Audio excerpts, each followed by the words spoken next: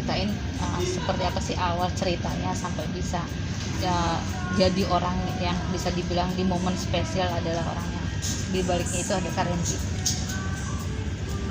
Oke, jadi kan kalian mungkin udah banyak lihat kalau aku tuh beberapa kali bikinin baju Lesti untuk penampilannya di panggung maupun di TV. Dan kebetulan aku manggilnya Dede aja ya. Dede itu cocok sama desain-desain aku. Selain itu secara karakter atau ngobrol itu juga nyambung.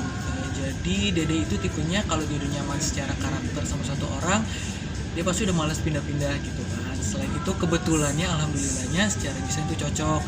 Jadi kayaknya kalau Dede bikin baju tuh dia nggak perlu terlalu bilang mau baju kayak apa gitu. Dia hampir 90% tuh nyerahin aja ke aku gitu. Paling kalau mau minta revisi itu dikit-dikit. Nah makanya waktu itu pas dia kasih tahu aku mau lamaran itu tuh sebenarnya udah nyebut-nyebut seperti akan ada acara tuh di tahun ini dari akhir tahun lalu gitu. Cuman belum bilang acaranya apa. Nah akhirnya Januari minta ketemu, barulah di situ dia ceritakan kalau dia mau lamaran dan lain-lain gitu. Terus bersedia nggak bikinin baju Dede gitu.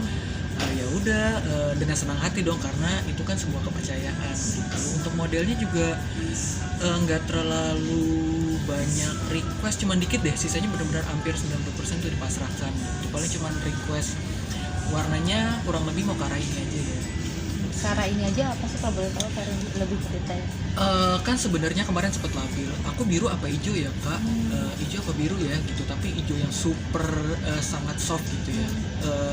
Akhirnya aku ambil tengah-tengah aja yuk, jadi ada shade birunya dikit dan hijaunya dikit tapi dipadukan oleh satu warna abu-abu gitu. Jadi sebenarnya itu gabungan 3 warna.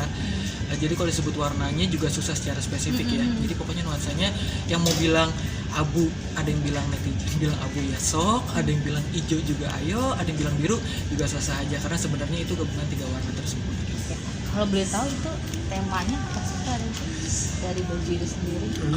Nah kalau tema desain kan sebenarnya aku secara style desain tuh udah punya ciri khas khusus gitu. Biasanya aku mendesain untuk orang itu dilihat dari postur badannya, karakter orangnya gitu, warna kulitnya gitu. Jadi paling untuk cutting aku ngeliat gimana cara bikin Dede kelihatan tinggi, terus aku bayangin nanti Dede munculnya gimana pas pertama kali masuk ke ruang acara, lalu gimana biar ada efeknya yang dramatis.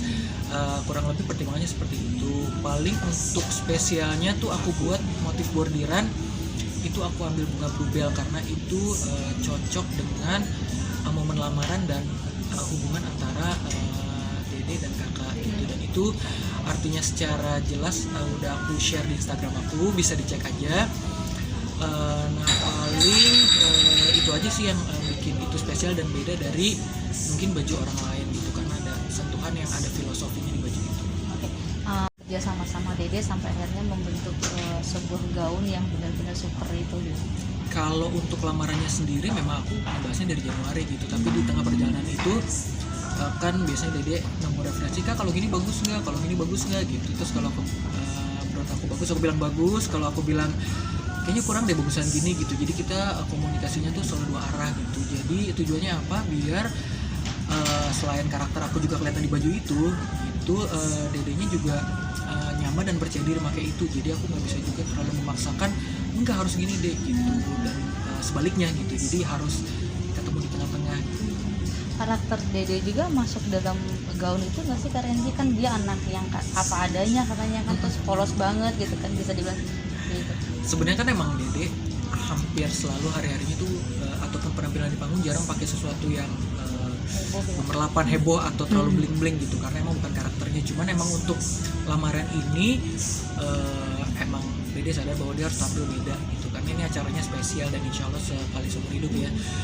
Terus selain itu kebaya memang identiknya kan dengan payet-payet yang bling-bling gitu, jadi emang nggak bisa juga dibedain dengan nggak bisa juga disamain dengan baju dia hari-hari. Dan jadi juga ngerasa ini aja juga sebenarnya udah heboh dibanding penampilannya hari-hari. Cuman heboh yang aku buat itu juga warna payetnya itu dibuat senada, nggak yang terlalu tabrak warna gitu, biar tetap sesuai dengan karakternya. Jadi tetap manis gitu, sesuai karakter Dede dan style desain aku. Berapa kali fitting? Fittingnya itu 3 kali. Jadi fitting pertama itu belum dipayet, terus yang kedua udah mulai setengah dipayet, udah 2 kali fitting, sorry, jadinya cuma 2 kali fitting karena fitting pertama juga udah cukup pas di badannya si Dede. Cuma 2 kali. Ketika tahu hasilnya dan pas fitting terakhir, komentar Dede pertama kali itu apa? Pokoknya aku selalu nanyakan, Dek seneng gak sama bajunya? Udah Kak, aku udah suka banget gitu. Dari pertama juga dia udah suka banget gitu. Jadi pas hari dari fitting pertama kedua nggak ada terlalu banyak minta perubahan sama sekali. Bahkan pas aku bilang, Dek nanti belakangnya aku kasih efek lagi ya sayap gitu, biar nanti dari belakang orang tetap melihatnya dramatis segala macam gitu. Karena kan venue-nya tuh gede banget gitu, jadi nggak bisa bajunya tuh terlalu simple, nanti kebanting sendiri sama venue sama dekornya yang udah luar biasa mewah dan heboh gitu. Dan alhamdulillah sih kan deg-degan ya kalau bikin baju buat Dede karena fansnya pasti ekspektasinya tinggi gitu. Jadi alhamdulillah semuanya sih memenuhi ekspektasi para fans-fansnya Leslar. Berarti Ya, tapi efektif pengerjaan sampai fitting-fitting itu jatuhnya 3 bulan. itu waktu yang lama nggak sih untuk seorang Karenzi gitu kan? Selama ini kita tahu banget dia desain kamu gitu kan, sampai sebegitunya gitu, seperti yang tadi kamu bilang beban banget juga gitu kan. Beban sebenarnya, nungguin hari harinya kan kayak lama banget ya, nunggu sampai kemarin akhirnya lewat. Jadi itu nungguinnya sih yang lama. Kalau untuk pekerjaannya sih standar ya, dibilang buru-buru banget juga enggak, karena biasanya Lesti kalau minta baju mama untuk aku tuh kadang-kadang H-3 baru hubungin, Kak Dede mau ini butuh baju gini-gini gitu. Tapi kalau untuk baju wedding gini yang penuh pengerjaan tangan pahit itu nggak bisa terlalu buru-buru, memang biar hasilnya juga maksimal gitu, akunya jadi manual. Tadi Karenzi bilang agak sedikit beban juga dengan sorotan netizen ya, otomatis tertuju kepada kamu. Jadi berarti sempat gak sih ada rasa keraguan gitu loh, bisa dibilang seperti itu, karena itu ini udah. momen spesial. Pasti banget sampai beberapa detik sebelum si Dede akhirnya muncul di live-nya acara TV itu ya, itu deg-degan banget, dikit-dikit ngecekin DM gimana deh respon orang-orang terhadap bajunya gitu. Serius aku sampai ngecekin gitu, karena kan kalau emang detik jelek kan langsung masuk kan DM-nya pasti bertubi-tubi gitu. Jadi pas aku cek masuk nuntung gitu semuanya alhamdulillah positif. Jadi di situ baru berasa bebannya terangkat gitu. Jadi lega gitu ya. Jadi lega gitu karena kan alhamdulillah memenuhi ekspektasi mereka. Sedek-dekan itu kan? Banget, deg-degan banget gitu. Tetap lebih ke keraguannya tuh sebenarnya sih aku tetap ngutamain kenyamanan Lesti ya. Cuman aku pengennya selain Lesti nyaman juga yang ngeliat tuh juga responnya positif dong, sudah pasti dong. Nggak mau juga kita sih bisa aja ngasih klarifikasi yang penting Lesti nyaman, tapi alhamdulillahnya bonus juga kalau ternyata si responnya bagus Positif semuanya ya.